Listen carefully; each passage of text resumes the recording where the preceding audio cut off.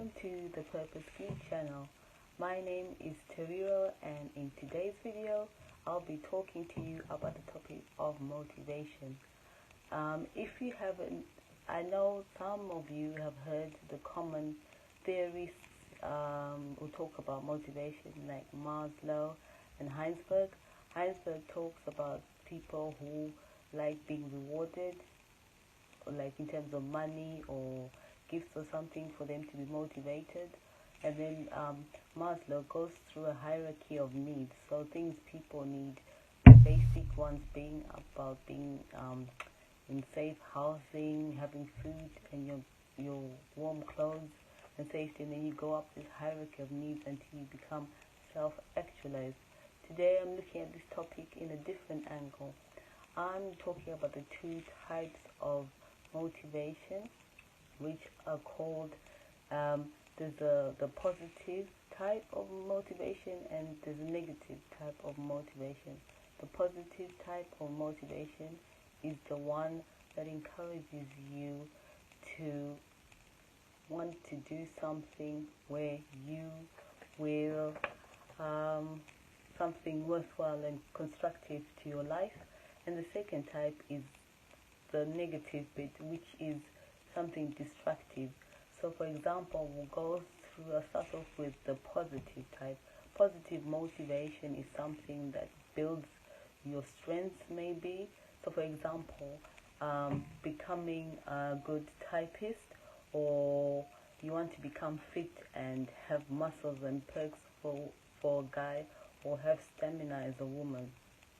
And then negative motivation is something that may be risk-taking or something unhealthy for you, like smoking.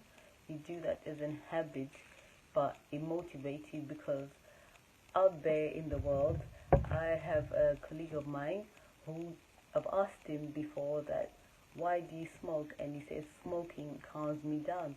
It's a way in his mind of motivating him to be calm, but in media and in my mind, it's a way of, in the long term, making him unhealthy in his lungs. So we have two different perspectives of how we see his vice or his addiction as a form of motivation. Looking at the topic of motivation in general, people always think that it takes these two rewards to motivate somebody, but no one can really motivate you to achieve a task. Depending on your personal values, you may find that somebody may be rewarded with big salary, but that's not their motivation, which is why in long term some people have a career change and go for something where they have an impact in people's lives as opposed to big wages, because that wasn't the motivation, even though incentives are considered motivation for other people, but it's not for many people. Another part is some people like the fun element. The fun element being, are they enjoying what they're doing? People tend to criticize, even in the media, like entrepreneurs criticize about people staying in jobs they do not like. But some people are in vocations that they do like, and that is a key criteria or a key trait in how they choose their occupation. They want a fun element, which is why I think, personally, school teachers teach kids. They like that fun element. I liked being a student in school, but I wouldn't go back to teach it. So my motivation in that aspect is very different from a teacher who enjoys being amongst kids. They've also gone through the process of being taught by somebody, and they now go back and give back and want to teach kids to develop them and see them grow and be able to tell people about what's going on in the different kids' lives, or the kids come back, in reunions and things like that, and they have their share of which teacher influenced them to be passionate about the subject, which later on impacts them in their lives and in their career in the long term. So those are the key things that I brought forward today about motivation. Another point is looking at those two elements and the two types of motivation, positive and negative. Another component that is really key with motivation is overall, whatever type of motivational theory you look into, key things is the person satisfied. That's what motivates you, which is why I said earlier that nobody can motivate anyone, no matter if you dangle something of intrinsic value like money, or if you give them a fun environment. Those are the two ways they reward somebody, which sometimes you've heard, if you haven't heard before, where they say carrot or stick. Some people are motivated by reward, some people are motivated by challenge. So that's where, as a person, they look overall at what's going on and say, am I being satisfied by this task? We call it a task. Am I satisfied by this task? If they're not satisfied, that won't reward them. No matter if you dangle, like I said, something fun or rewarding, they would take it off as no, I'm not motivated. Another criteria is how much effort is required. Just like being a top athlete, you are running around wanting to achieve a medal. Some people are motivated by being first in a race. Some people are just motivated by being able to run the distance. Some people are being motivated by the actual training. So some people are actually put off by the fact that they have to train and put in work even though they want that medal. So that's the second point, is how much work is involved. Some people want to just sit back, get the reward, but not do the work.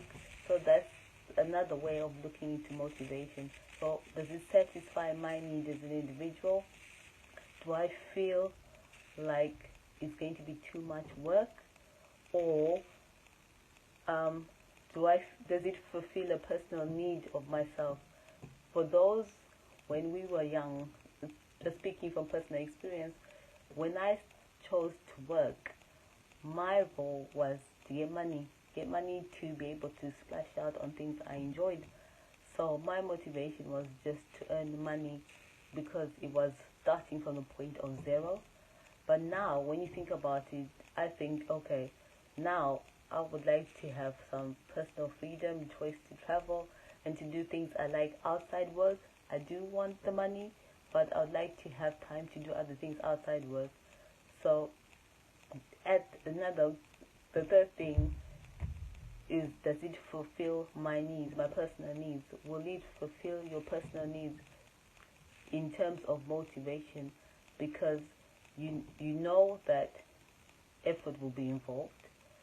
You know you've got your own personal needs to identify, which you identify with. You know you need to feel satisfied. Those are the three criteria which you will consider personally to push you towards something that's either positively motivating you or negatively motivating you. Another key example, I know I'm throwing lots of examples here, is alcohol. Alcohol may be a positive motivator for somebody, because they say, when I go out, when I'm in a social environment, I get more confidence from drinking alcohol. So that's their positive motivation. In somebody else's eyes, they may say alcohol is bad for me. I'm not going to drink alcohol. I will go to a social setting. I will speak to whoever I meet to. I will introduce myself, but I don't need alcohol to do so. So think about those things next time you feel like you need to be motivated. Leaving you with a key point, which I think is very important, is if you found any of these, what I've mentioned, useful, put in the comments what you feel about positive motivation or negative motivation, and what key things did I point out today that resonated with you, significant, you want to take away, you want to ask about.